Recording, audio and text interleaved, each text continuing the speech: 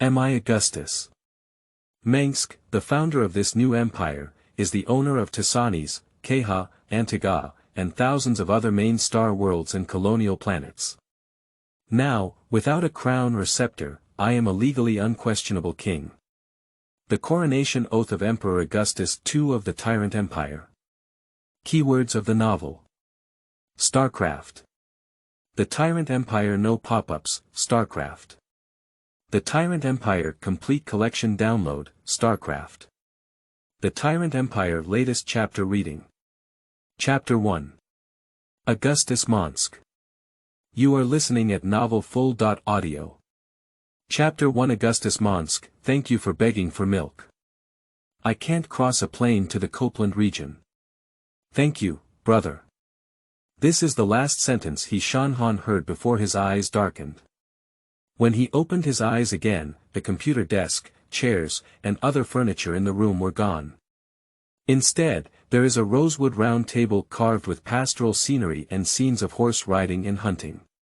The table is filled with gold and silver cups, and 2 golden candlesticks and crystal chandeliers emit a brilliant light.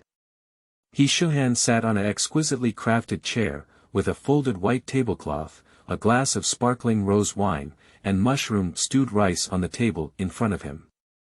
The beautifully decorated plate contained a pre-cut, sauce-coated charcoal grilled steak and a small, shiny cooked bird.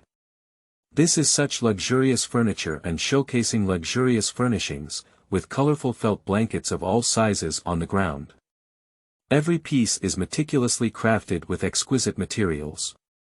Fluffy velvet, silk, and silk hang from the walls, adorned with several portraits of family ancestors with gold-taped edges. Keha Guardian, Imperial Wolves, Monsk family. Augustus, you know how much effort your mother put into this dinner, don't destroy it. The stern male voice pulled Shanhan back from his dazed state to reality. He looked up across the table and spoke to a middle-aged man with dark gray hair, white sideburns, and beard. His temples turned white and he spoke with a strange accent, but he didn't appear twisted. He quickly realized that it was not Chinese, but English. Suddenly, English was as familiar to him as his mother tongue. Shanhan just glanced and immediately lowered his head, picked up a knife and fork, and naturally dealt with the food on the plate. It was obvious that in the eyes of others, he must have been in a daze for a long time just now. Feeling the fragrance between his teeth, Shanhan knew that if all of this was true, then thanks to a mouthful of poisonous milk from a certain Sudong immortal, he had truly traveled to the Kepula Star District. At present, it seems that this is at least a respectable middle-class family. As he lowered his head to enjoy the delicious food, Shanhan showed elegance and self-restraint, skillfully holding the knife and fork without any mistakes. He didn't use the spare light of his eyes to look at the other family members sitting at the dining table, but instead tried to recall the memories of this body as much as possible after crossing over. Fortunately, although not complete enough, he still found some buried memories in a short period of time and gained a basic understanding of his current identity. Augustus Monsk. A member of the Monsk family, one of the 13 core planets in the territory of the Tyrant Federation, in the Upper Yuan family of Keha 4. This is an ancient and illustrious family, whose founder and several generations of ancestors led the original colonizers to overcome obstacles and establish their homeland in this beautiful world for hundreds of years. Augustus is the second son of the family, and his name comes from his grandfather. Augustus's father, Angus Monsk, is the current owner of various industries in the Monsk family. He is also a member of the Koha parliament and enjoys high prestige in politics, with millions of steadfast followers among the people. His mother is a strong and beautiful Keha woman, just like the wives of other nobles and upper-class people in Keha 4.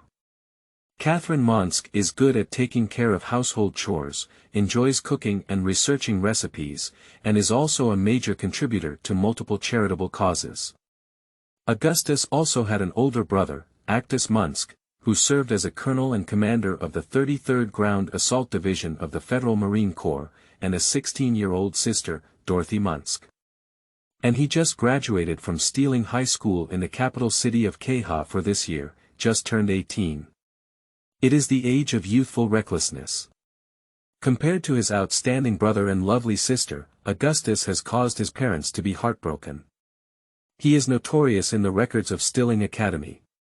Skipping classes, teasing the rigid grade director, beating up the corrupt principal, holding a magnetic levitation motorcycle competition in the college, illegally modifying the IAA advertising robot at the school gate, and gathering for a barbecue at the graduation ceremony.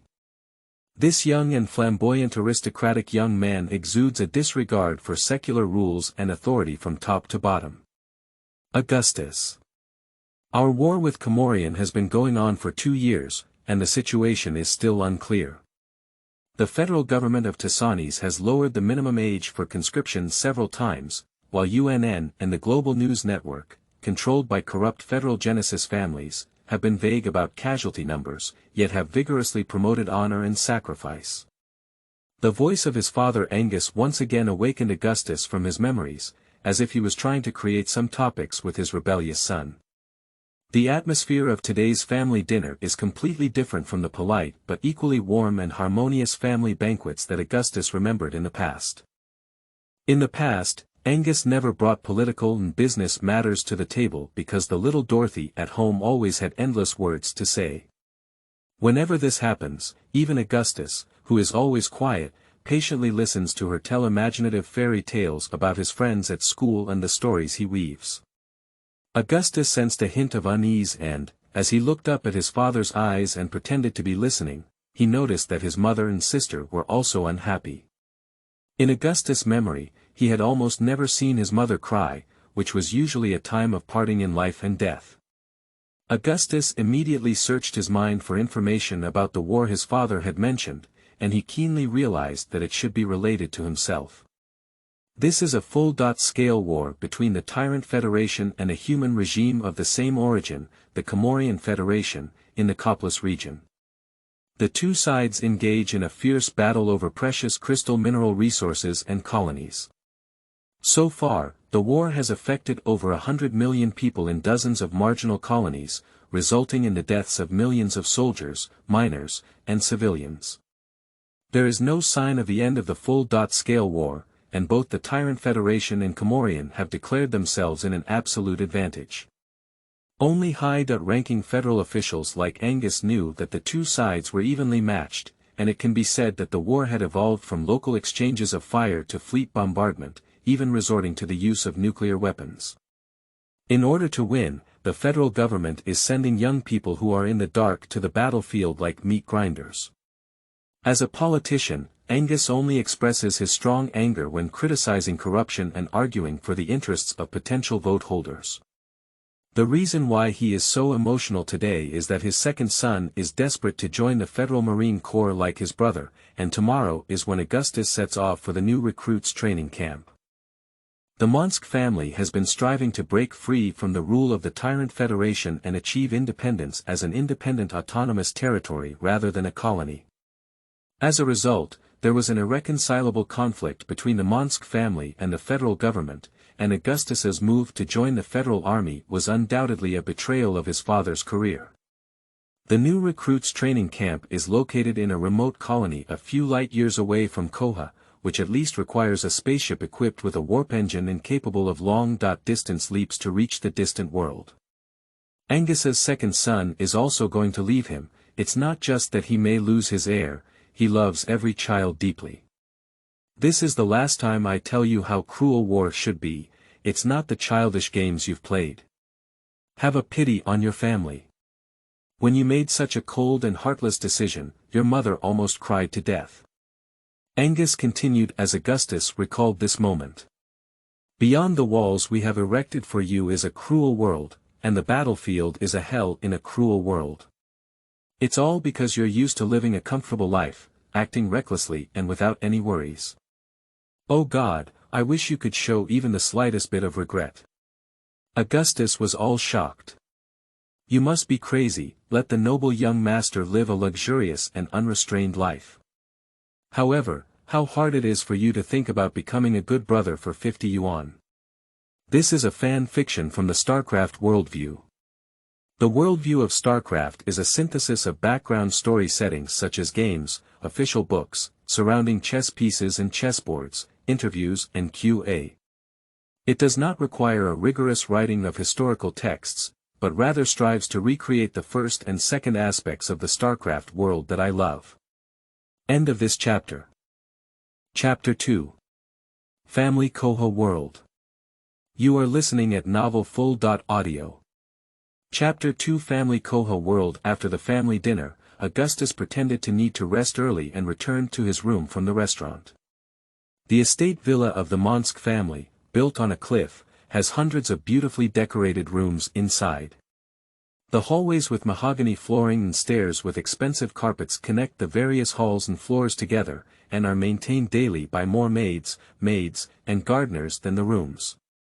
Augustus navigated through the corridor with gold-framed portraits of the ancestors of the Monsk family hanging on the walls, relying on his own memories. He climbed the cherry blossom wood stairs and entered the floor with bedrooms and a paper library. Finally, he stopped in front of a room with a gold willow nail and an English bronze plaque with the word "O" nailed to it. Under the bronze medal, there is a promotional poster for the Tyrant Federal Marine Corps, set against the surface of a lunar planet covered in craters, with a deep black sky above. Several handsome and beautiful federal male and female military officers, like stars, were standing on a high and raised sand dune, surrounded by formulaic and brilliant smiles, each reaching out to hold a flag fluttering in the wind. A false and ridiculous show, even a synthesized image, is 10,000 times more than this. This is the evaluation of this poster by the original Augustus. Nevertheless, he still posted it at the door just to prove his determination to join the army to his father. Adjacent to Augustus's room were the bedrooms of Actus and Dorothy. The former's door was only engraved with the same bronze plaque, with the English letters AR on it. The latter drew an abstract purple pony on her door. All doors do not have door handles or keychains, and there are square grooves approximately 2 inches and 1 inch deep on each side where there should have been handles. Standing at the door, Augustus carefully recalled for a moment.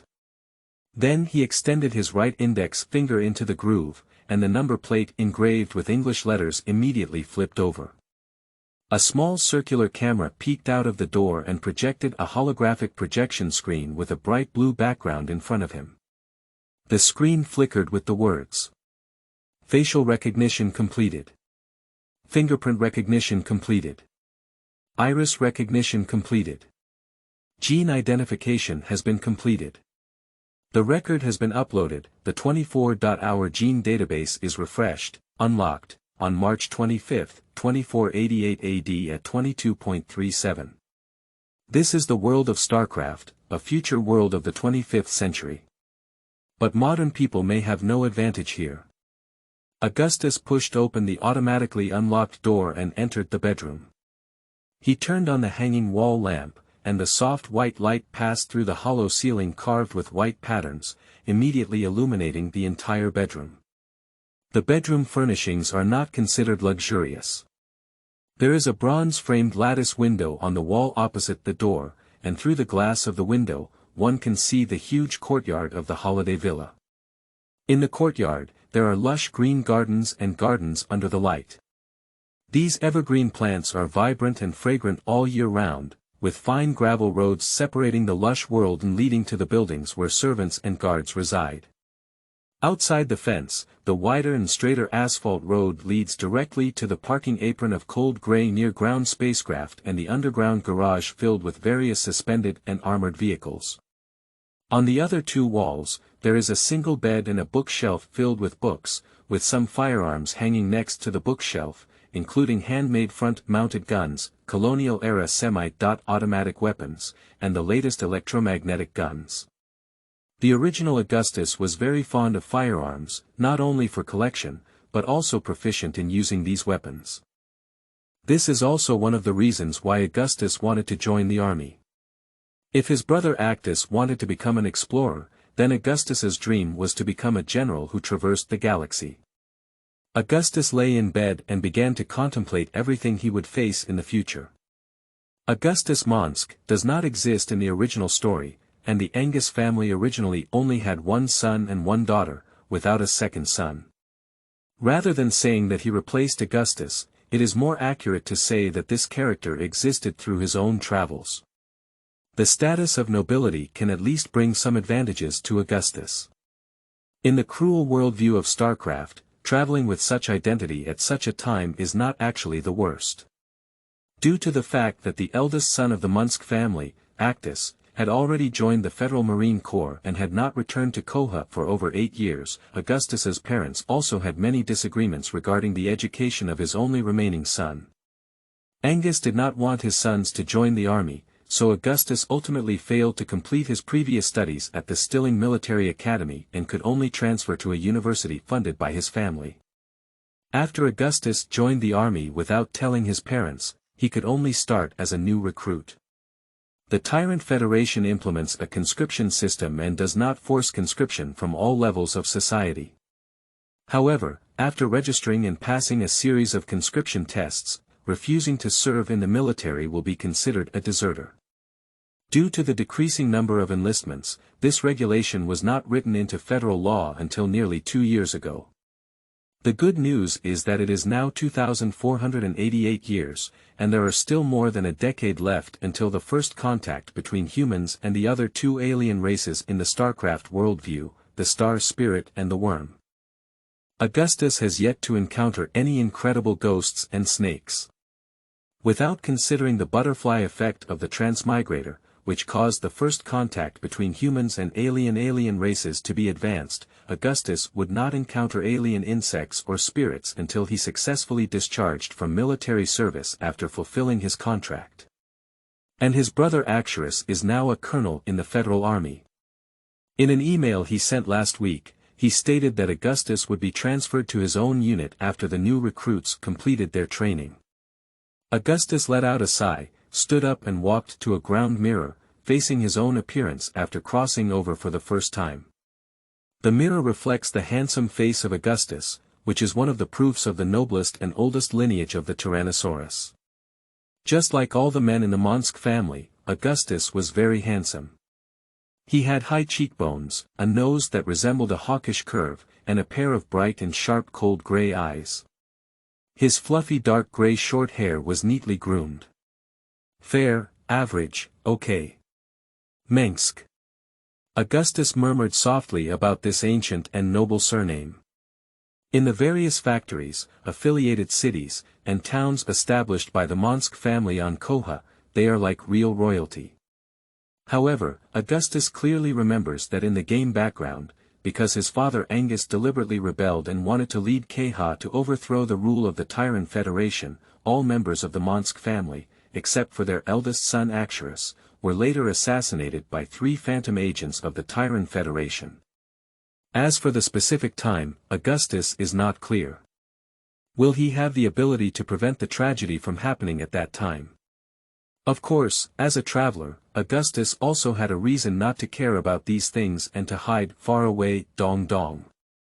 At this moment Augustus suddenly heard the sound of the doorbell ringing, and the information processor behind the door showed that it was his sister Dorothy outside. Augustus hesitated for a moment, then walked over and opened the fingerprint lock on the door. A girl with a silver-gray single ponytail walked in, wearing a light purple home dress and a pair of bright cold gray eyes flickering. Her expression was so helpless, and her sorrowful eyes clenched Augustus's heart in an instant. In an instant, Augustus's mind flashed with many memories like an electric current.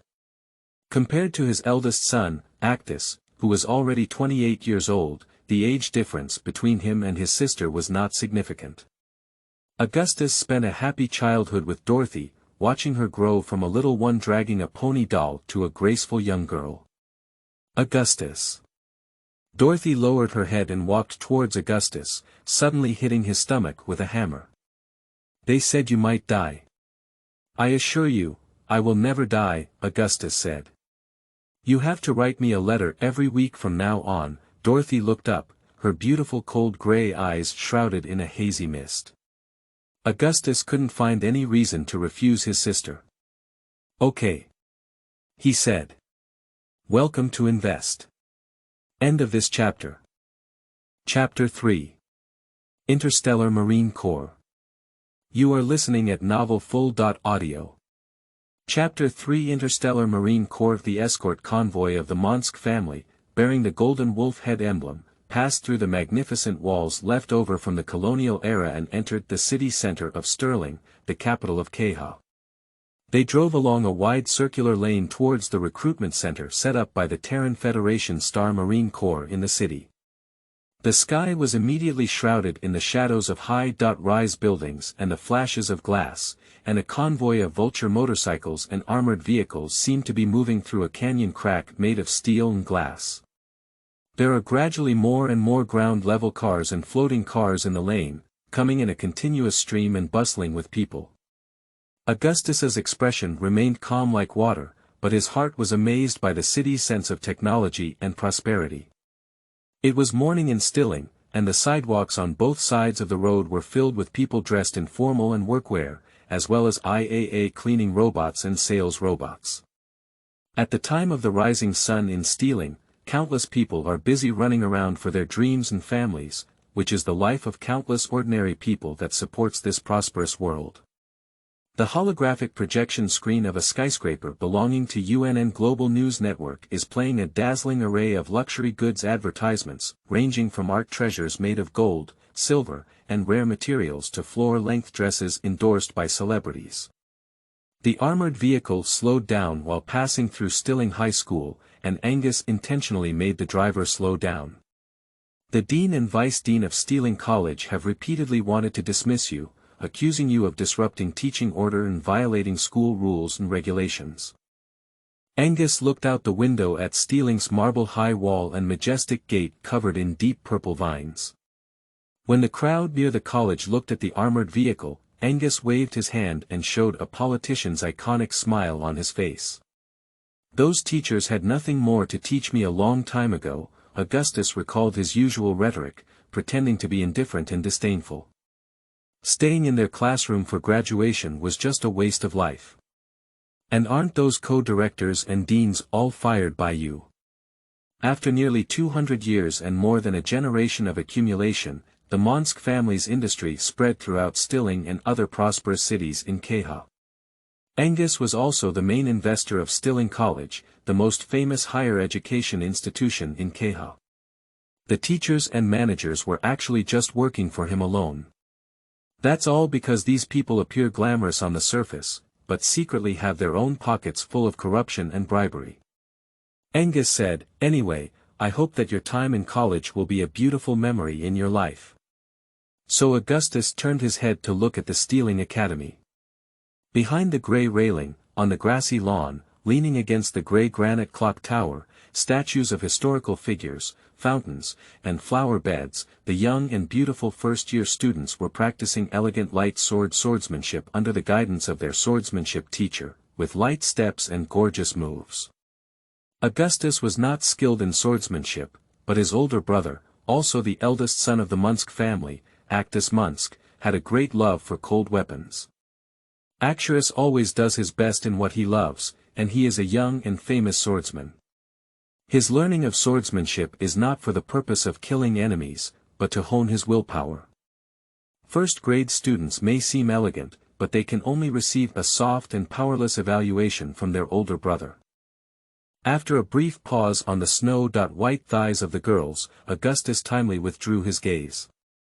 "It's not too bad," Augustus said. "Protect yourself." Suddenly, Angus said something unrelated to the previous topic, but he changed his tone and said, "Limited by experience, young people always have to take some detours. But one day, you will eventually return to the right path. The Monsk family was born to accomplish great things." Augustus nodded in response. Not far from the college is the conscription center established by the federal government in Stirling City, located in the best part of Queens. The conscription center is a cold alloy steel structure, with a red and blue flag fluttering in the wind at the top of the center. The bright red flag has a diagonal blue cross, dotted with many white star symbols. At the arched entrance of the conscription center stood two federal soldiers wearing light blue power armor and holding rifles. They had a more well-known nickname: Federal Marines. The front chest, back, shoulders, upper arms, forearms, thighs, calves, and buttocks of those two Federal Marines are all covered with extremely thick exoskeleton armor. The foot pedals have a larger area of contact with the ground, with anti-drop boots with grip hooks and claws, and a matte orange helmet on their heads. These exoskeleton armor components are connected together by screws, capacitive servos, and tactile feedback systems, with built-in life support devices. The servo motor unit allows Marines wearing power armor to pick up heavy weapons, such as the AGR Gaussian rifle. CMC.200 power armor. Prior to the start of the Battle of Kailyen, this model of power armor was hailed as a groundbreaking advancement for the Terran military industry. This reliable individual armor was highly favored by Federal soldiers even today, when the CMC 300 was introduced and shone brightly. Of course, in some more remote colonial planets and peripheral worlds, the security officers there are still using older models of power armor and gunpowder weapons from centuries ago. The height of Federal soldiers wearing power armor is far higher than the average height of normal Keha males, reaching a height of 8 feet and a much larger physique. In front of Augustus, who was 6 feet tall, they were like giants.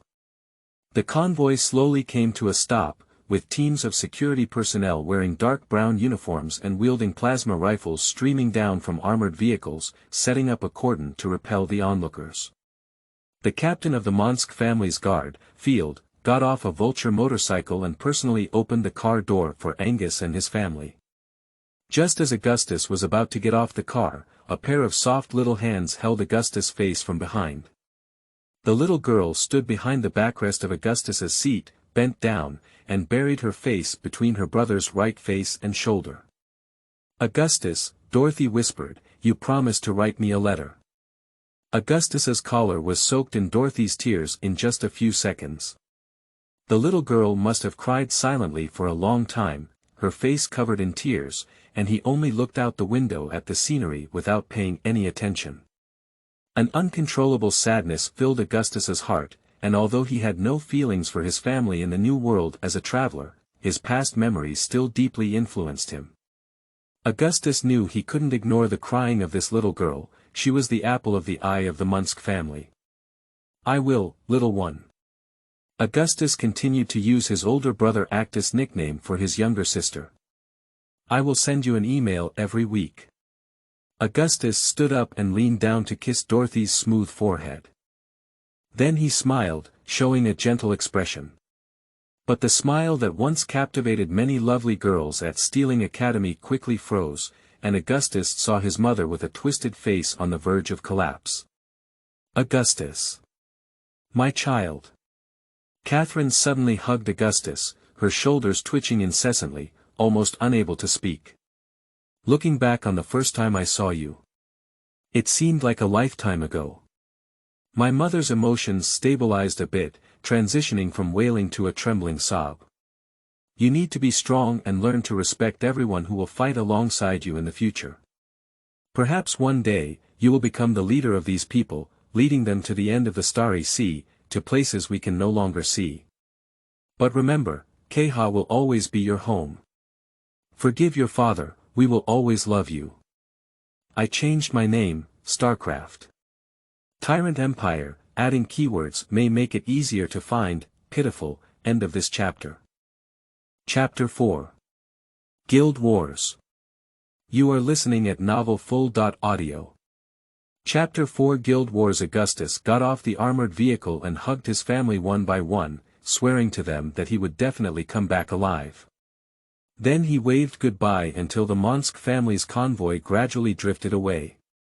After the convoy turned into a string of black dots in the distance, Augustus dragged his suitcase with a genetic identification lock towards the bronze gate of the conscription center. "Sir, I guess you must have come to join the glorious Federal Marine Corps." One of the Federal Marines looked at Augustus with a formulaic smile on his face. "We fight for the Federation," another soldier then said. Yes, I have passed all the tests and qualifications. Today is the day for the new recruits report. May I know where I can meet the recruiting officer? Augustus frowned, and the bronze gate of the conscription center was open. The front hall was decorated as if it were an opera house, but empty. Years of war have dragged the Tyrant Federation into a quagmire, with a sluggish economy and a rapid decline in citizens' living standards. The military participation rate has reached its lowest point, especially in the country where independence has always been desired and there is extreme hatred towards the federal government. People generally believe that only hopeless social scum, homeless people, and criminals will join the Federal Marine Corps. From now on, we will be comrades in arms, said the Marine. Turn left at the door to the 4th room, and the officer is waiting for you. Augustus nodded and was about to leave when the 2 Marines looked at a young man hurriedly walking behind him and said, "Sir, I guess you must have come to join the glorious Federal Marine Corps. We fight for the Federation." This made Augustus feel a little strange. The 2 people not only said the same thing, but also the same breath. This strange feeling never goes away, as if they are NPCs in the game who only speak according to pre-set programs. Augustus hoped that this was just his own illusion.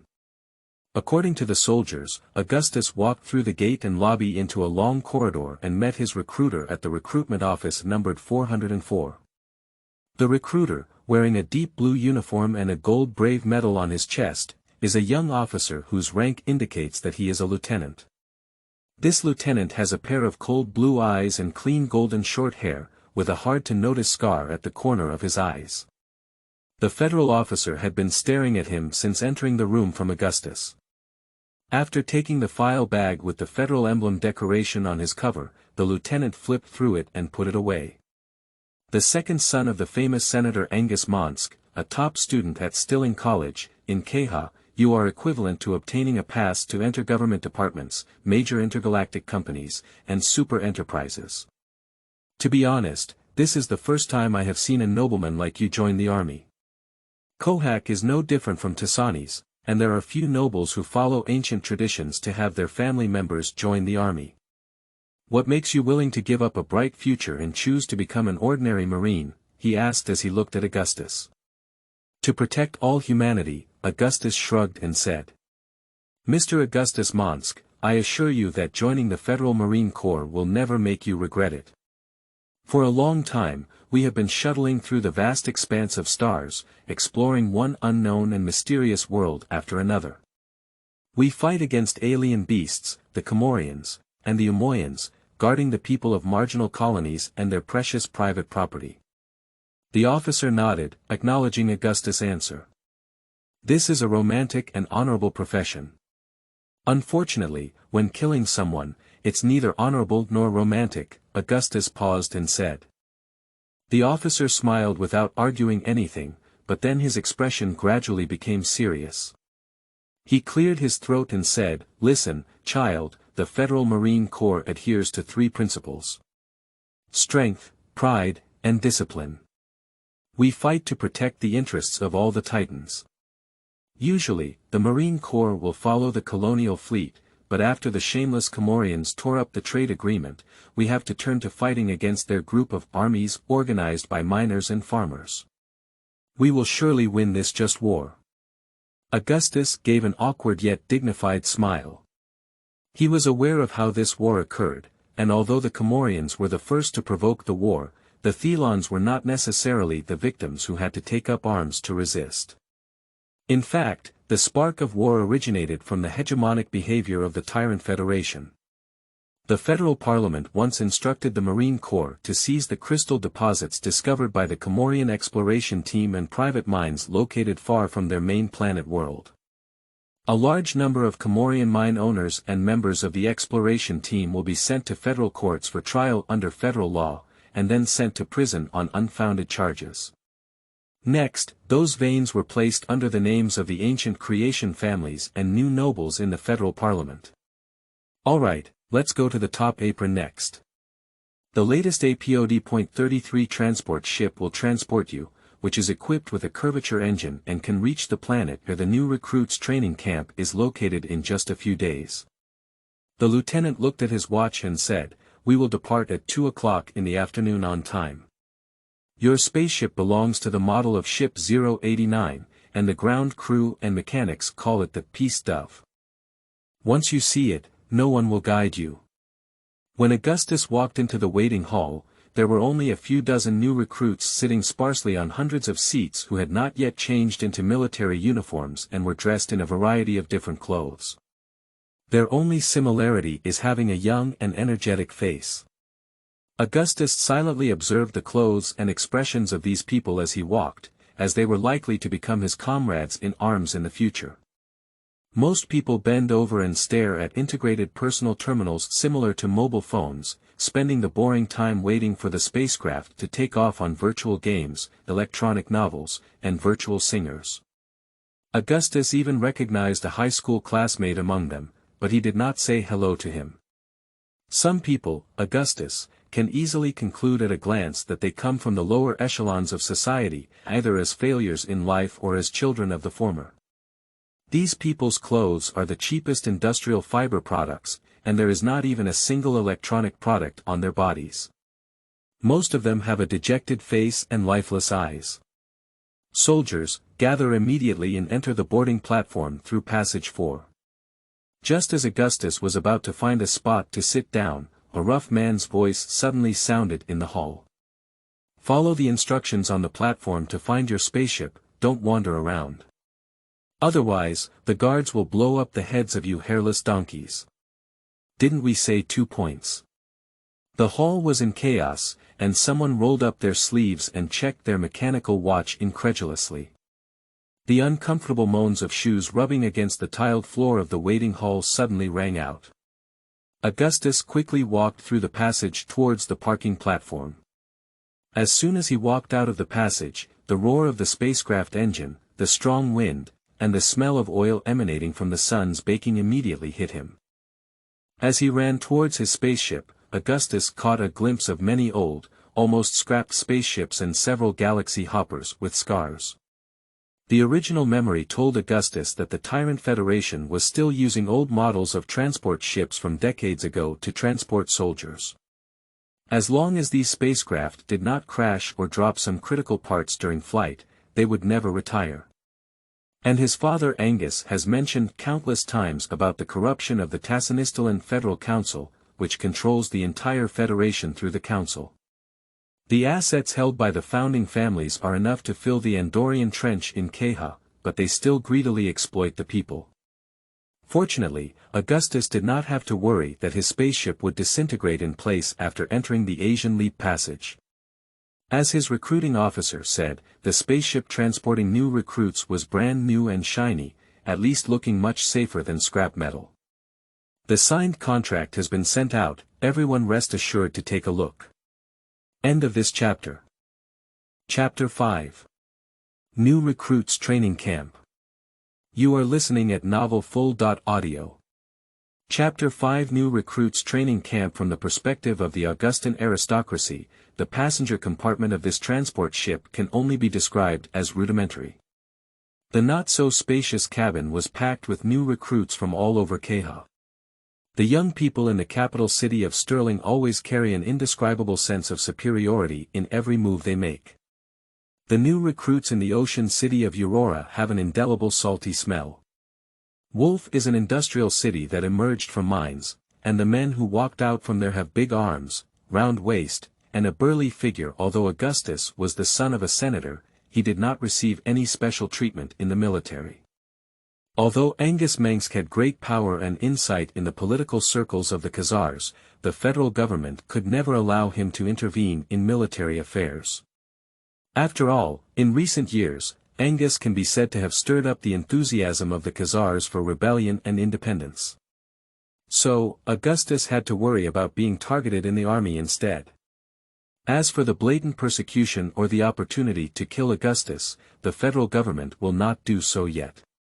Nowadays, on various social media platforms, as well as gatherings of old aristocrats and famous entrepreneurs, and salons of wealthy women, people are talking about the hypocrisy of Angus Monsk.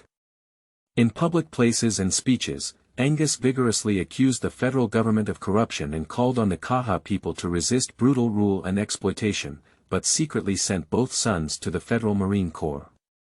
People believe that Angus is clearly doing two things: stirring up public emotions while promoting his company's products for astonishing profits, while also showing loyalty to the federal government and leaving a way out. This is also the reason why Angus was furious about Augustus joining the army. His two sons not only did not support his career, but also did some rebellious things that skyrocketed his blood pressure, not to mention wanting to become his successors. It can be seen from the fact that Turassis, as the eldest son heir of the Monsk family, not only did not face exclusion but also rose step by step in the military, that the federal government of Terran was willing to use this as material to attack his father. After everyone boarded the transport ship, a recruited sergeant entered the cabin and boarded the gangway. "Young men, in the new recruits training camp of Turassis II, you will become the bravest warriors in the entire galaxy." The recruiting sergeant grinned his snowy teeth and looked at the excited new recruits and reservists. "The glorious and great military camp is waiting for you. Turassis II. Isn't that a combat zone? The new recruits training camp should be on an unscathed planet." A decent-dressed new recruit suddenly screamed. "Close your mouth, you piece of dog shit." The recruiting sergeant's face changed, and then a bunch of vulgar and uncivilized words popped out of his mouth, including many marginal world slang that Augustus didn't even understand. "Listen, girls." The sergeant pointed to the freckled nose of the new recruit and said, "The generals in the command system unanimously believe that practical combat should also be part of training new recruits. When you live to retire, go to your mother's arms and cry. The army wants real soldiers, not his mother losers."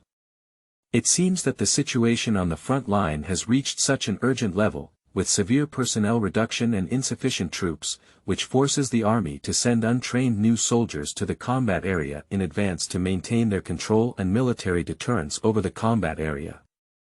When the engine of the spacecraft made a deafening roar, Augustus thought to himself and, like other nervous recruits, tied himself to an uncomfortable acceleration seat with a seat belt to prevent him from hitting the cabin wall and twisting his neck while the spacecraft was performing an interstellar jump. The last to board were two jump engine technicians. The transport ship Hepping Dove retracted the spiral staircase, cargo hold, and landing gear. The four huge downward airflow nozzles on the side and tail of the ship emitted hot and bright light, sending Hepping Dove up to a height of 4,000 feet. Subsequently, the nozzle further folded and rotated towards the rear, and the troop carrier carrying Augustus quickly transformed into a deep light spot. This transport ship capable of deep space travel was manufactured by the Bennett Group's Interstellar port and was capable of carrying about 3,000 soldiers and matching weapons and supplies. Now Augustus speculates that there are at least 5,000 people on board, as some unlucky guys are tied to the aisle at his feet. After a dizzying sense of weightlessness, the Peace Dove entered a stable sub-leap orbit. After confirming that there were no officers around, Augustus began to converse with the new recruits around him. During this period, Augustus effectively concealed his aristocratic identity and wore only the cheapest set of clothes in his wardrobe. However, others could still judge whether his family's style was rich or noble based on his clothing. Just that pair of designer shoes is worth at least 200 credit coins, which is just the price in the Stilling black market. After the shops in the slums were renovated and repackaged, the price would have to increase several times. This money is enough for an ordinary slum family to spend 2 weeks buying food. If Augustus were to wear this outfit and walk on the streets of slums or even ordinary residential areas, some desperate people would knock him unconscious and drag him into the dark alleys, and not even a pair of underwear would be left for Augustus.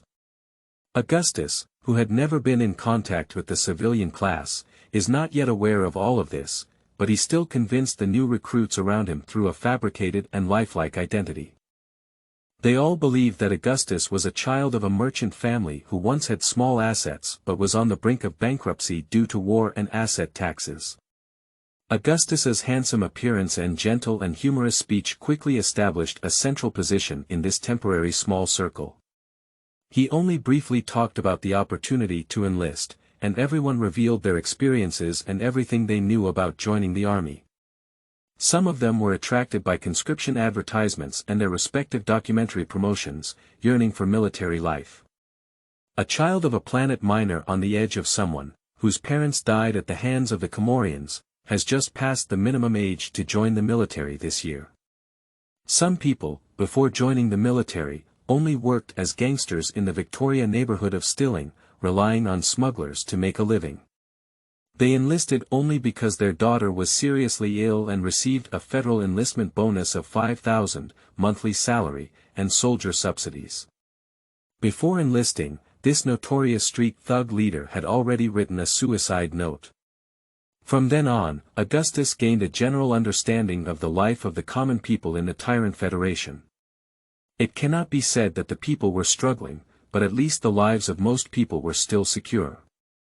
But as the war continued, the federal government increased various taxes and raised the rates of consumption tax, income tax, and other basic tax items. Corrupt officials and the creation families and wealthy tycoons who secretly control the federal world exploit and make huge profits under the pretext of war, while more and more fathers and mothers can only work hard to earn more bread to fill their children's stomachs. As for the lucrative enlistment fees and the temptation of fame and fortune in the Federal Marine Corps, more desperate people choose to join the military. Next, Augustus played a card game of exploding gold with other recruits that they had never heard of before, and won these unlucky ones a lot of money. Time passed quietly amidst the hearty laughter of Augustus and the mournful curses of others. The Peace Dove exited its hyperspace transition orbit at 4 a.m. local time and entered twice the orbit of a dark green gas giant companion planet, landing in the Starship port of its 7th satellite's Commonwealth Interstellar Supply Station. Before the maintenance technician filled the fuel tank of the Peace Dove and repainted the wings, the captain and sergeant, who were very attentive, allowed these new recruits to stay and consume in the bars and restaurants of the supply port, hoping that they would spend all the salary they had not yet put into their pockets. Augustus returned all the money he had won, using a portion of the 60,000 credit coins his mother had given before his departure to treat all the new recruits in his cabin to a feast. "I have changed my state, and those who give rewards can start walking now, The helmsman will add more updates, and one helmsman will explode one chapter on the shelf. After all, I write slowly and can't save much." End of this chapter. Chapter 6. Turassis. You are listening at novelfull.audio. Chapter 6 Turassis 2. This is Turassis 2, a mortal hell, a place abandoned by God, and the worst war ruins in the entire Coplas Star region. But bad guys, if you enjoy fighting, congratulations, you've come to the right place. In a frontline fortress called Turassis Main Force, on the northern hemisphere of the Turassis II, Augustus was standing on a fixed platform of the fortress's massive underground hangar, receiving a non-commissioned officer's review and training along with other recruits who had just walked towards the transport ship of the Peace Dove. About 200 new recruits stood in line in front of the sergeant, with their feet spread open and their hands carried behind them, staring motionless ahead. As new recruits, the reason why they can still stand so neatly is simply because the sergeant is constantly using his steel-hard elbows and pointed leather boots to gently help them correct their stance. At the same time, transport planes are still landing on the runway, one after another, almost uninterrupted. The underground hangar is wider than any 21st-century airport that Augustus has ever seen, and at the end of the steel platform is a dense, ant colony-like dome-shaped building distributed at the end of the view. All buildings have square and precise edges, which is the standard style of Federal Marine Corps architecture. The building materials are all sourced from a monopolistic interstellar construction company, and modular assembly line building modules can be efficiently dropped to the front line by large low Earth orbit transport ships, and then tightly assembled together by the Airborne Engineering Corps' space construction vehicles. In just one day, a planetary fortress and its several-mile-long industrial complex, as well as a high-energy gas refinery, can rise from the site of the Comorians. Take a break, look up. The sergeant was a short woman with a serious expression and short, dry brown hair. She was only about 5.5 feet tall, slightly taller than the shortest Peter in this temporary training platoon. No one dared to underestimate this sergeant, and as she walked past them, the soldiers all clenched their buttocks. Augustus, like other soldiers, had already changed into his assigned training uniform, and this dark brown camouflage vest designed for the sand terrain of Tullicedo was known for its reliability and durability. The soldiers were required to fit neatly into Tassanis-style paratrooper pants tied up with nylon waistbands, while the new recruits wore matching sand-brown combat boots and long-brimmed flat hats. Augustus was the only new recruit who did not receive harsh criticism or physical abuse from non-commissioned officers, largely due to his standard standing posture from beginning to end and his natural military presence. He seems to be born a soldier. At the same time, everyone also received an M1 backpack, 2 electromagnetic grenades, Gaussian grenades, PIG handheld personal information collection system terminals, water bottles, and Marine Corps rations. Including energy bars that can provide a large amount of energy and protein in a short period of time, liquid foods like mashed potatoes, as well as other easy-to-preserve cookies and pies. These dozens of kilograms of equipment were all hung on the soldiers' bodies and in their spacious B-2 backpacks. Augustus believed that after the sergeant completed the training, their first training program would be a 10-kilometer cross-country run. The new sergeant is not responsible for their new recruit training. Her task is only to temporarily gather these newly recruited soldiers who are free from constraints and are like headless flies, and tell them everything they will face soon. Afterwards, the new recruits from Keha will be reorganized, and trained together with those from Tassanis, Antiga, Shiloh, Terrador 3, 8, 9 planets, and Masera. Due to the escalating rebellious momentum of Koha, even though the federal government of Tyrant is still accepting Koha's soldiers, they are still cautious in avoiding grouping all Koha American soldiers into the same battalion, even company and platoon, to prevent them from forming independent groups. The Thailand Federal Marine Corps Security Office has always believed that the Koha revolutionaries are, or have infiltrated, the Great Federal Marine Corps combat sequence, although they have never received concrete evidence. Throughout history, the Tyrant Federal Marine Corps has been synonymous with bravery. Lieutenant Colonel Mibika, who is responsible for new recruits training, believes that we should build new recruits training camps on the front line to adapt to this special period. We also believe that soldiers who graduate here will be better than those from other training camps. Although it was difficult to endure, no one had yet unknowingly questioned or sneered inappropriately. 12 weeks of military training can train you to become the best warriors in the entire Tyrant Federation. Here, you must learn how to use your firearms and armor, otherwise the Comorians will replace you and make good use of it. You must also memorize every rule and regulation of the Federal Marine Corps and execute it meticulously. Remember the authority of the officer, and if you cannot, at least remember the whistle of the military police, said the sergeant. The new recruits laughed heartily, but the laughter froze like a duck being choked by the officer's seemingly frozen expression. The Comorians are destroying our planet, and their galaxy mining machines are plundering all the resources on it, bringing them back to their home planet Moria. Comorians are the most notorious mineral locust in this galaxy, and their despicable and greedy guild government intends to seize all the resources that can be seen in the Coplis region. The sergeant looked back and forth at everyone's faces, as if they had a dozen lice on their heads. I know that on your planet, implementing food rationing and fuel quotas has become the norm, and this should all be attributed to those Comorian bastards.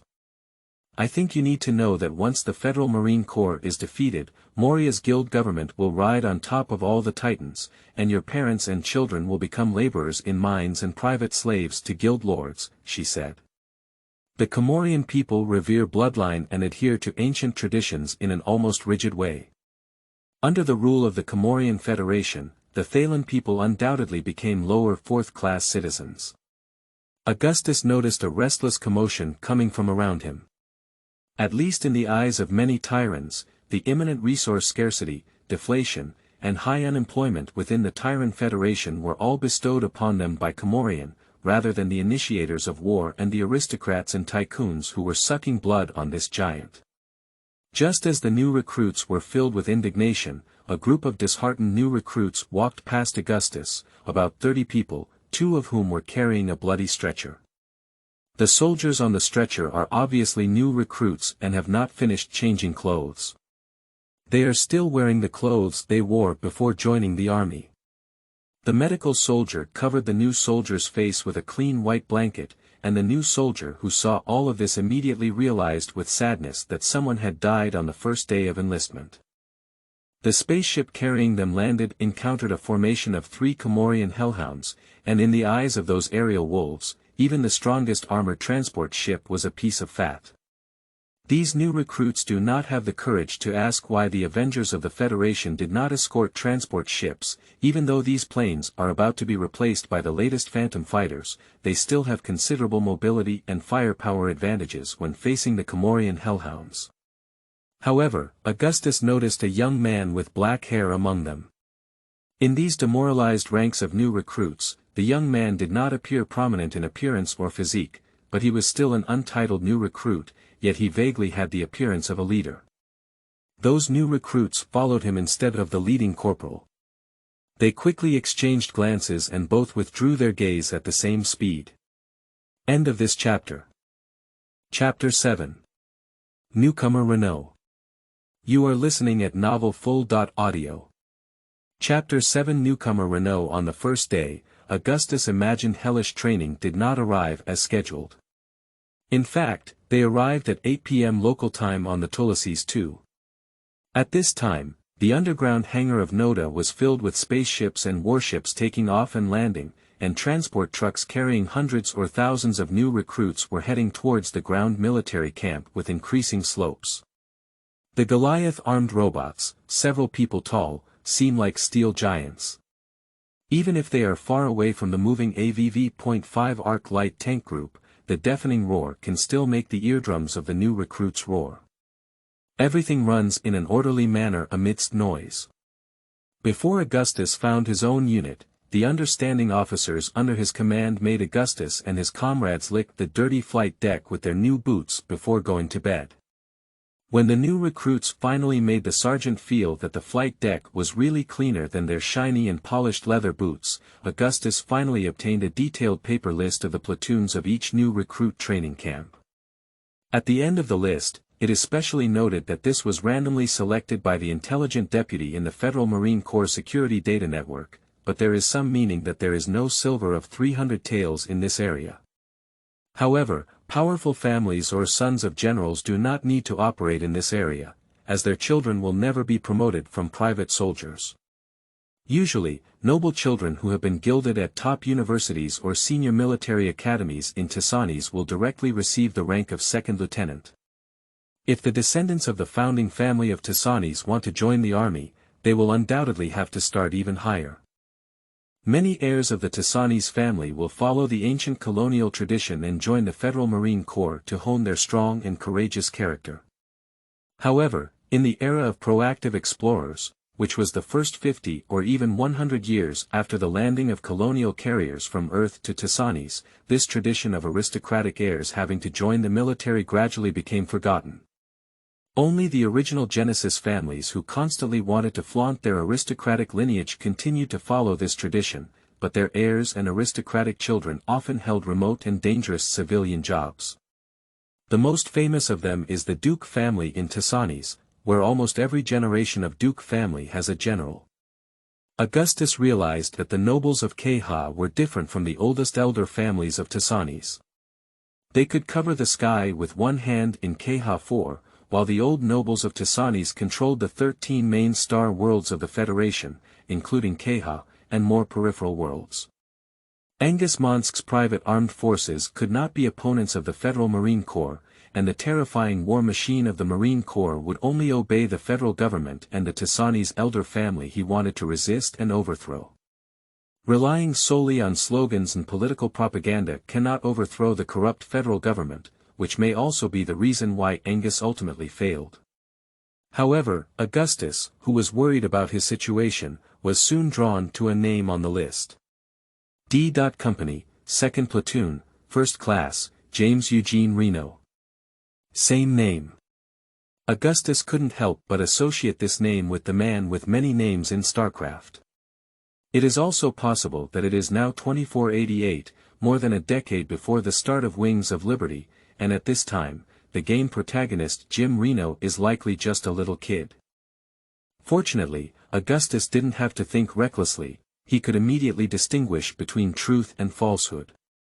After receiving his own bedding, standard daily necessities including acoustic toothbrushes and razors, as well as a titanium alloy short-blade military knife from the military supplies department, Augustus boarded a military bus heading towards the ground-mounted military camp. The soldier dormitories in the new recruits training camp are incredibly spacious, with sturdy platinum steel alloy plates on the walls and solid wood textured tiles with anti-slip treatment on the ground. In the spacious rectangular dormitory, there are 6 marching beds about 7 feet long and 5 feet wide, as well as independent sound shower rooms, bathrooms, and even holographic projectors. This is not in line with rumors on the Federal News Network that the frontline supplies of the Federal Marine Corps are in short supply, and new recruits have to sleep in the stables and cowsheds of local farmers. In a UNN report, a veteran claimed in an interview that the accommodation conditions of the Federal Marine Corps were only slightly inferior to the luxurious villa in Tassanis. Every new recruit can be assigned a robot servant, with a regular lifestyle, just like clocking in and out every day, requiring only 2 hours of training per day. Even though Augustus had expectations in his heart, he still suspected that it was his father Angus who secretly donated money to the Federal Marine Corps of the Turassis II in exchange for such preferential treatment. However, the Federal Marine Corps system probably did not dare to accept a donation from a revolutionary. Augustus was the last to arrive at the dormitory. He first threw down his backpack and went into the shower to freshen up and tidy up his appearance before preparing to meet his comrades who would fight side by side in the future. As Augustus walked out of the shower, the once noisy new recruit dormitory immediately quieted down. Just as Augustus was quite satisfied with it, an untimely voice appeared. "Look, a beautiful playboy. I bet the villains of Company C will fight fiercely over his asshole." A red-haired recruit lying in bed, wearing a pair of flip-flops, shouted loudly and immediately sat up straight, ready to fight. "But no matter what, as a new soldier, I will at least fight to protect your asshole when they are targeting you." Augustus stared at the deep blue eyes of the red-haired new soldier. Although he was also a new recruit on his first day in the camp, Augustus had already served as the squad leader of this new recruit squad as a new recruit sergeant. This phenomenon is actually not common, and Augustus was only informed when he received the class list. Even with his toes, Augustus could guess that this was undoubtedly due to his brother, who served as the commander of the ground assault division. Actress Monsk was able to use some means to enable the officers of the training camp to carry out covert operations. Of course, Actress himself may not have been aware. After all, some people are willing to please this talented general with a bright future. The highest-ranking officer in the new recruits training camp is only a major, and now Actors is already a colonel. Once the war is over and multiple military achievements are accumulated, he can immediately become a general. Augustus was able to obtain the position of acting corporal not because he was handsome, but purely because he had a background. No matter what Augustus used to think, he now feels quite decent. Some of the new recruits naturally feel dissatisfied with someone inexplicably standing one head higher than themselves, but compared to the rights that Augustus actually gained, this is just a small trouble. "Sergeant Monsk, don't mind, Hank's way of greeting is different. Ha, I believe he's just jealous of your golden beauty." Before the atmosphere worsened, another new recruit with short black hair made a comeback. This black-haired recruit has sharp brown eyes and a tall nose. Compared to the fair-skinned Augustus, his skin is darker and drier, but he also lacks the collagen that young people should have.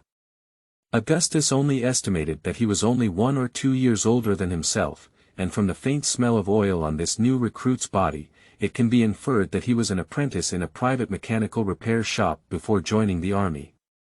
They didn't even remember the fleeting glance between each other when they were in the underground hangar before. Many people's earliest impression of this character was that of a bald man driving a vulture car during the StarCraft 1 era, and even at that time, Jim Renault was already middle-aged. In contrast, the image of the Ranger leader with wrinkles on his face and neatly trimmed beard in StarCraft 2 may be more deeply ingrained in people's hearts. Jim Renault is one of the most impressive and famous racial protagonists in StarCraft, and his story can be said to connect the eras of StarCraft I to StarCraft 2. Nice to meet you, I'm Jim Renault, and that jerk is Honik Hank. Renault smiled kindly and then pointed to the others. This is Tom Omo, my elementary school classmate. We all come from Charlotte, and you may not have heard of it, but I dare say that Charlotte is incredibly good. And then, this is Connor Ward, Zandal Marks, Amy Brandon, thank you to Special Agent Rongrong, Nanatsi, Lakeshire, Yiming Millennium S, and Commandoka for their rewards. Thank you for the monthly pass of Haha Clam Shrimp, Cute New Rabbit, Special Agent Rongrong, Lakeshire, and Yiming Millennium S. Thank you, some names are a bit difficult to type, end of this chapter. Chapter 8. D Company, 2nd Platoon, 1st Class. You are listening at novelfull.audio. Chapter 8 D Company, 2nd Platoon, 1st Class Augustus's class is a full squad, with a total of 12 people. During wartime, a fully formed Tyrant Federal Marine Corps will have 3 firepower units of 4, while more elite units will be equipped with single shoulder-mounted rockets and plasma sprayers to provide necessary heavy firepower support, serving as powerful battlefield support points. During periods of abundant military resources and medical personnel, the Federal Interstellar Marine Corps Command believed that a standard federal firepower support team should be equipped with an additional medical soldier or professional medical personnel. However, during the Battle of Kylien, this situation was quite rare. I am Augustus Monsk, and my hometown is Keha 4, a garden like a fairyland in a dream. Augustus extended his hand and clasped it with Renault's somewhat rough hand. Welcome to my home in Keha as a guest. Unlike the rebel commander Jim Renault in Augustus's memory, this Renault was full of youthful vigor and energy, which was also the reason he couldn't recognize it at first. In the game, the Renault's beard were neatly trimmed, and his forehead was covered in knife-cut forehead lines, weathered by wind and frost, with wrinkles piled up. At that time, Jim Renault was the core of the cavalry. Most of the time, Renault is always positive and uplifting, but sometimes, despair and frustration occupy his heart. Augustus recorded the names of each person at work, as well as their corresponding appearances and birthplaces. Among these 11 people, 4 are of Kazakh descent, 2 of whom have played cards with Augustus on the Peace Dove transport ship, and the other 2 are his high school classmates. This should certainly be attributed to Augustus's consistent good luck, as a prominent family background is undoubtedly crucial for travelers. There's no need to confront me, new recruits are not dormitory administrators, and I wouldn't restrict your freedom with military rules and regulations. Then Augustus looked at Honik Hank, who had a provocative appearance before. I am Augustus Monsk, and I am only responsible for leading the 2nd row and 1st class to win in all training subjects during the 12 weeks of the new recruits training camp. If necessary, I will lead you to kick the instructor's butt hard. Everyone unconsciously looked at Augustus, intimidated by his confidence. It is obvious that this Monsk is someone who clearly knows what he wants and what he should do, and will not hesitate to put it into practice. Then, under the slightly awe-inspiring gaze of all the new recruits, Augustus skillfully pulled out a few pairs of playing cards from his backpack. It's still early, are you playing cards?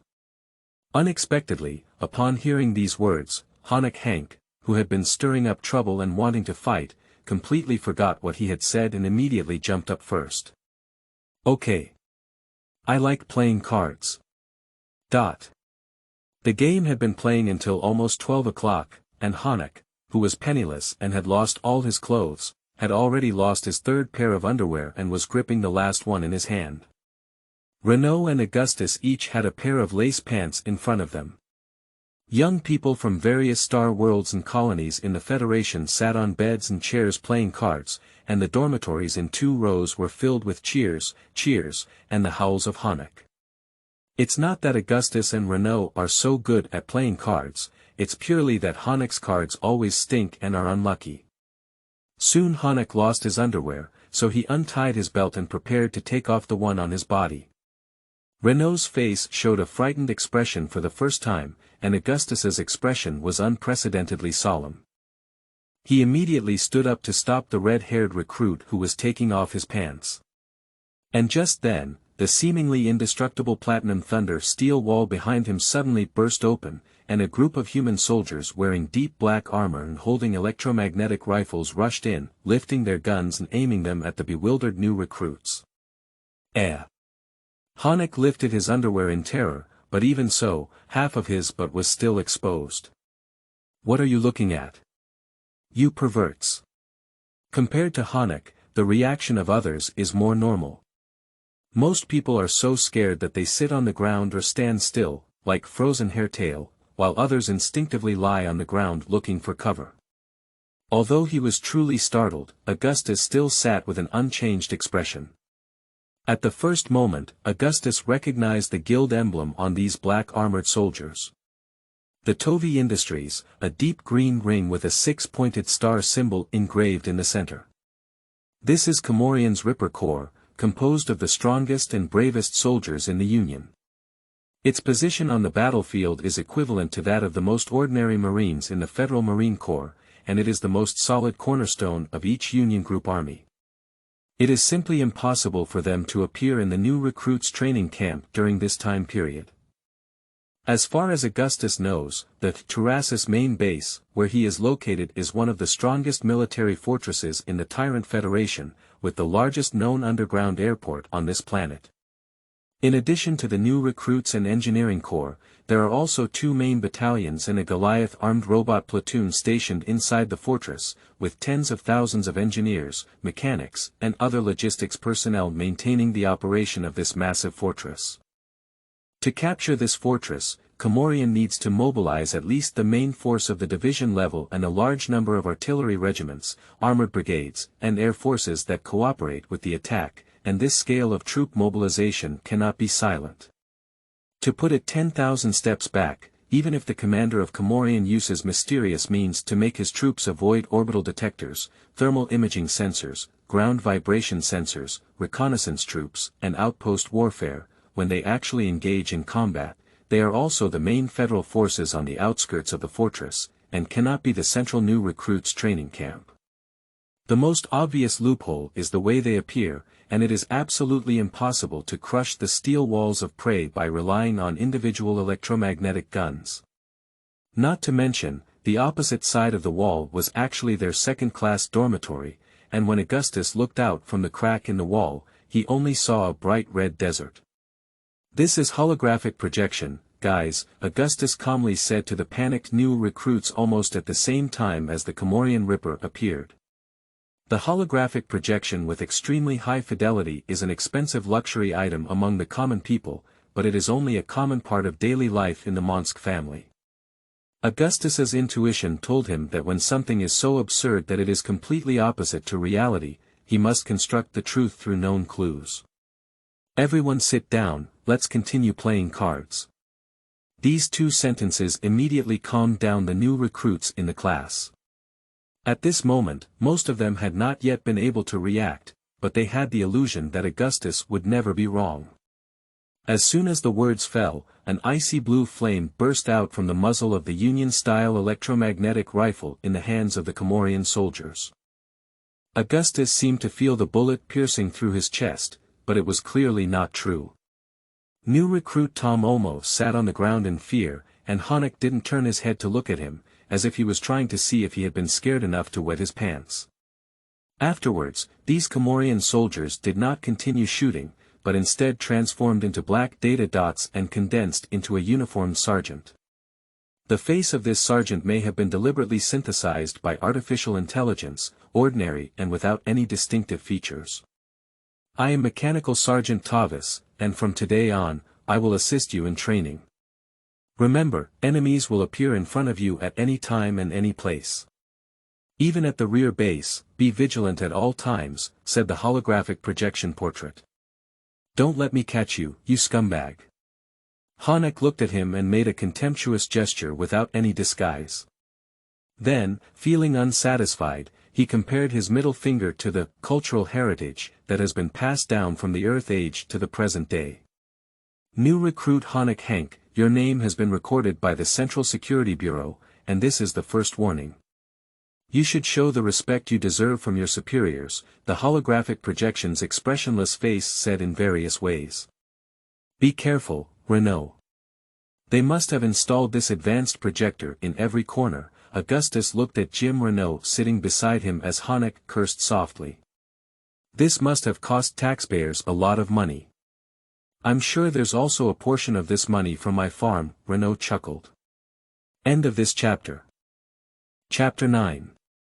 New Soldiers. You are listening at novelfull.audio. Chapter 9. New soldiers. Afterwards, D Company's second row and first class were still playing cards. After Honeck had lost all his shirts, pants, belts, collision car models, and various styles of underwear, and was ready to gamble on his next month's salary to continue playing cards, Augustus timely made all the new recruits in his class go to bed. It was already 2 o'clock in the morning, and except for the sleepless Honeck, all the new recruits obediently went to bed. Augustus also ignored Honeck and forced him to sleep, resting as usual. As he was the last to arrive at the dormitory, Augustus had no bed to choose from, leaving him with only the lower bunk bed closest to the door. I want to remind you, Honeck, the wake-up call will ring at exactly 6 o'clock. Before lying down and closing his eyes to sleep, Augustus said to Honeck, who was still sitting naked on a stool with his back to him, looking lost in thought. Augustus's extraordinary calm performance and calm demeanor today undoubtedly left a deep impression on Honeck. On the edge of the agricultural planet of Shiloh, Honeck was accustomed to farmer workers, homeless thugs, and thugs, but he had never met anyone like him. Therefore, although this red-haired boy still feels resistant to Augustus' orders, he will be able to listen, at least going through his mind and thinking whether he should listen to Augustus. After realizing that not sleeping was not good for himself, Honeck cursed and returned to his bed. Dog poop. The wake-up call sounded on time, and one by one, the mechanical Sergeant Tavis, who synthesized holographic images, kicked open every dormitory door on time. At this moment, the new recruits in the second row and first class of Company D began to regret last night's celebration. The first subject for the new recruits of the Tyrant Federation is ideological education. Augustus and his class must arrive at the central square of the main base of Turassis at 6:30, which is shaped like a millstone. About 7,000 new recruits formed a tight formation on the central square, and Major Mybika, the commander of the new recruits training camp, gave lectures to all the new recruits, instilling the values of the Tyrant Union soldiers and upholding the central idea of federal rule in this star region. Major Mybika finally emphasized the discipline and regulations of the Federal Marine Corps, and demanded that everyone memorize them. Augustus also learned that the elimination rate of new recruits at the main base of Turassis has remained below 5%, but no one knows where those eliminated recruits ultimately go. Major Mybika's 1-hour-long pre-training speech was extremely lengthy, and almost no one except Augustus was interested in the Major's speech. The new recruits in the second platoon, including Jim Renault, were all drowsy. During this period, Augustus firmly memorized every military rule and discipline, carefully considering which ones must be followed and which ones can be ignored. And which one will have a loophole to exploit. After the training session, D Company, where Augustus was stationed, regrouped and, led by a sergeant platoon leader, went to a cross-country training ground at the base for standard physical training. The training included basic formation posture, 8-minute 2-kilometer runs, and multiple sets of pull-up exercises. Subsequently, Augustus was informed that more systematic firearms and CMC-powered armor training would not begin until the third week. In the afternoon, Virtual Sergeant Tavis announced that the originally scheduled 12-week training for new recruits had been shortened to 9 weeks, and the new recruits would be able to touch their guns no later than the next week. This means that the war on Turassis II has further escalated, and there is an urgent need for troops to be replenished on the front line. Augustus was more concerned that the shortened training time would lead to a decrease in the combat ability of soldiers, but since the combat command was not worried, he had no choice.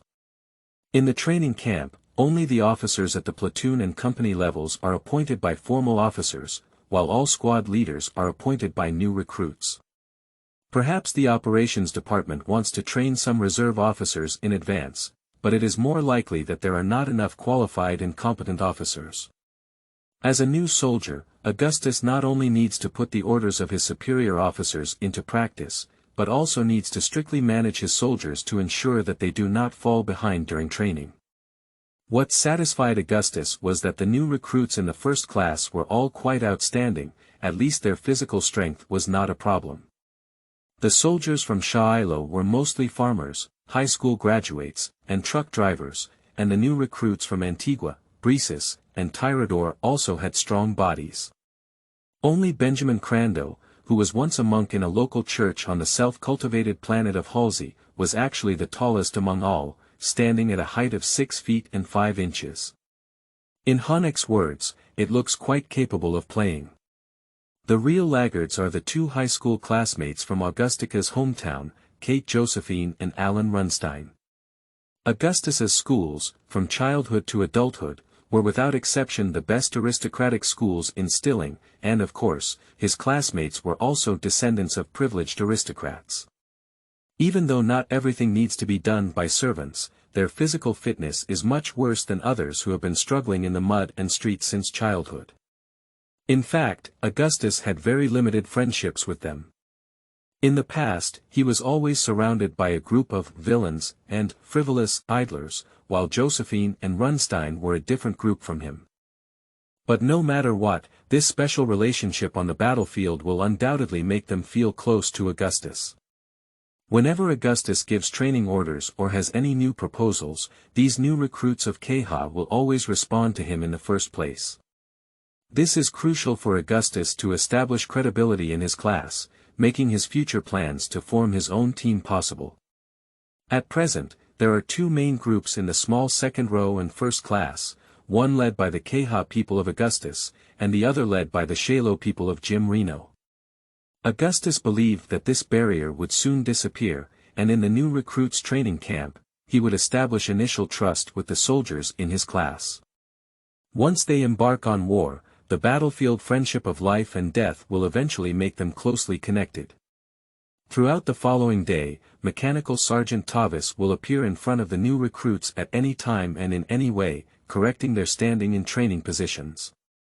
Many people also felt disheartened and weak due to the sudden appearance and crushing of their Cameron tank or bullets and rockets flying from an unknown direction, but soon the new recruits felt numb to it.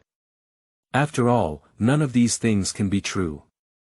Another main training subject for new recruits is to fight against the Comorian army that may appear at any time.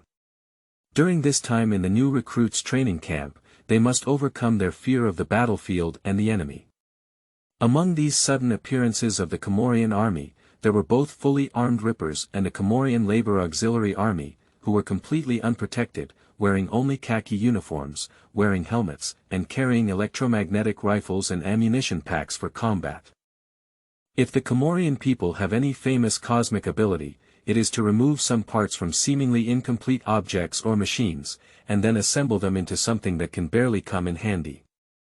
Augustus was informed that some infamous Comorian special forces were particularly noteworthy, such as the Moria Sentinels, the Korani Shuring Guardians, the Hydra, the Hygosaurus, the Assault Cavalry, the Guild Guardians, and the Brotherhood of Brutus, the holographic projection simulation army that can cover a quarter of the entire base area has actually appeared. What Augustus and his new recruits need to do during this period is to familiarize themselves with the combat mode of the regular army of Comorian, while also remembering the badges and combat habits of all the well-known combat teams of Comorian. For example, the combat style of the three-headed snake is like a group of hyenas pouncing on their prey.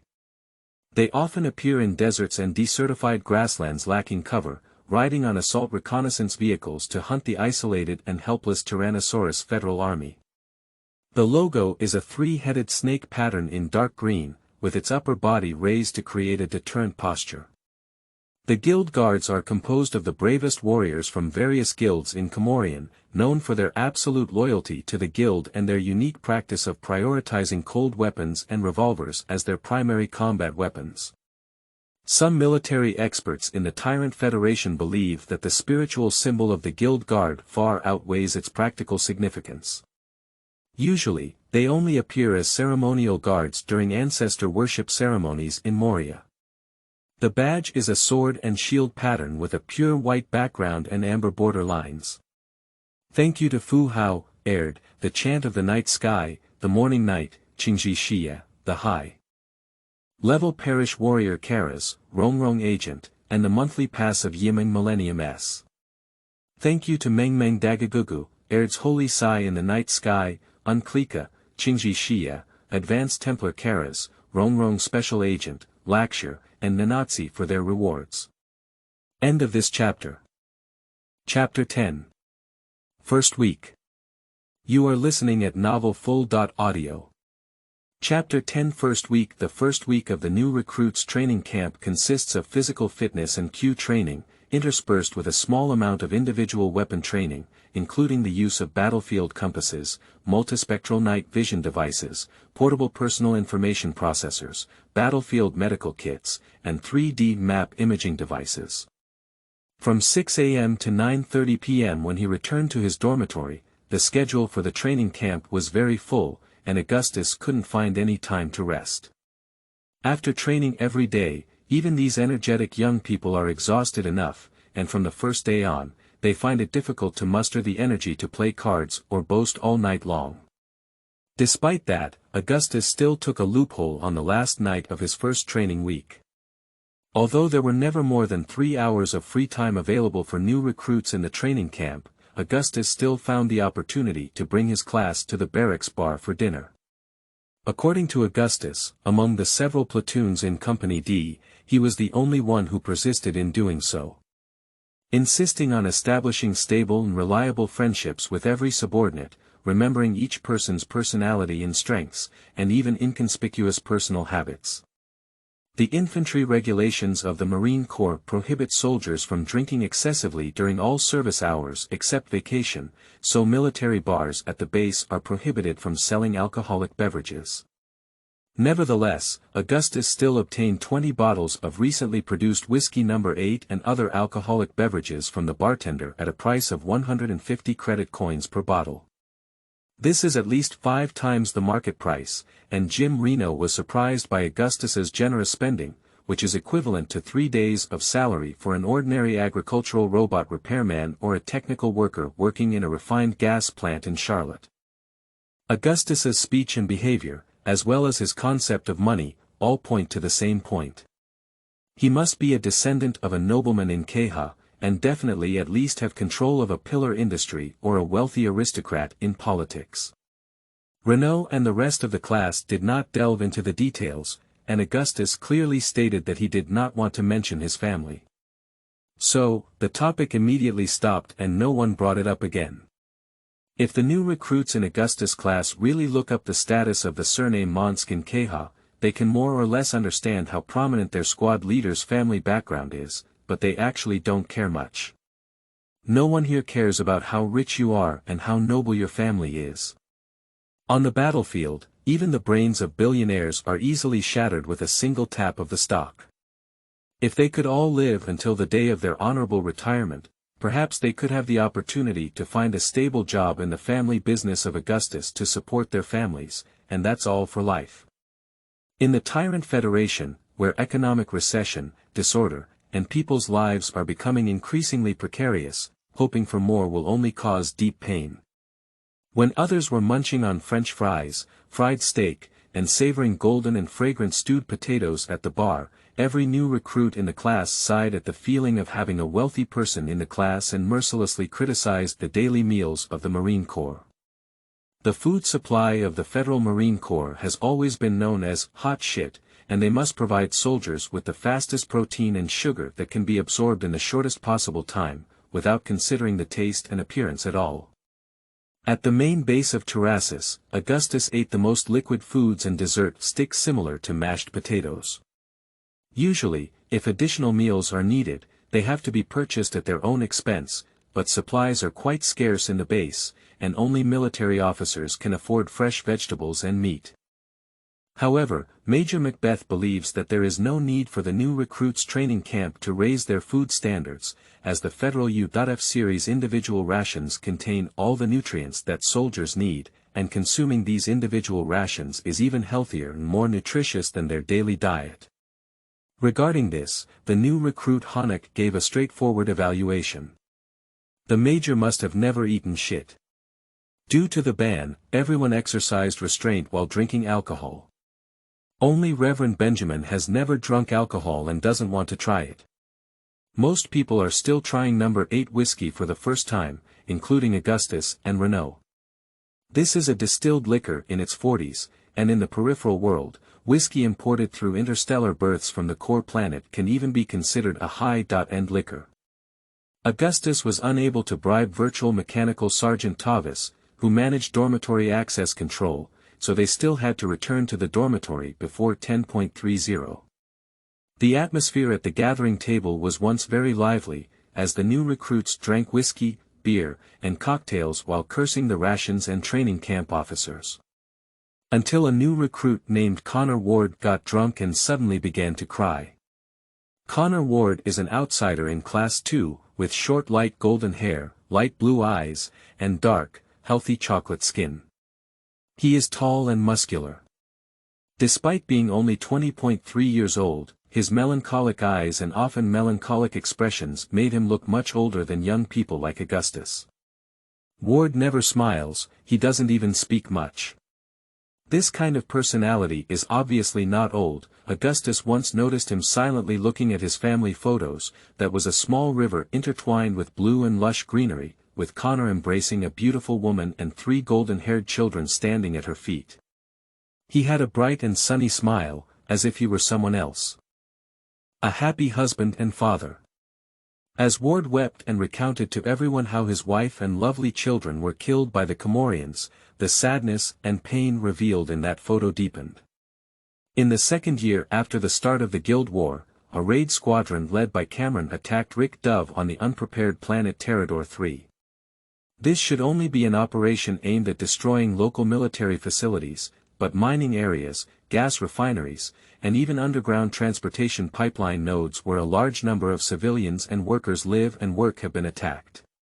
Ward works in one of the gas refineries, and his wife warned him before the attack that he should escape their house and hide in the open, but he believed that the Comorians could never penetrate the core world of the Federation.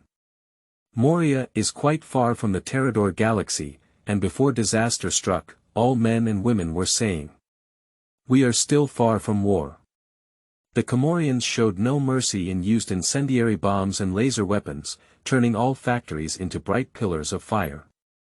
A few 100 feet tall pillar of dust, glass, and humans rose up.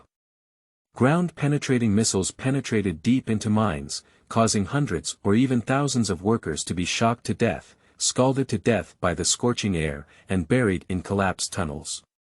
At that time, the entire gas refinery was burning fiercely, and the fire engulfed the residential area where the workers' families lived, including Ward's wife and 2 young children.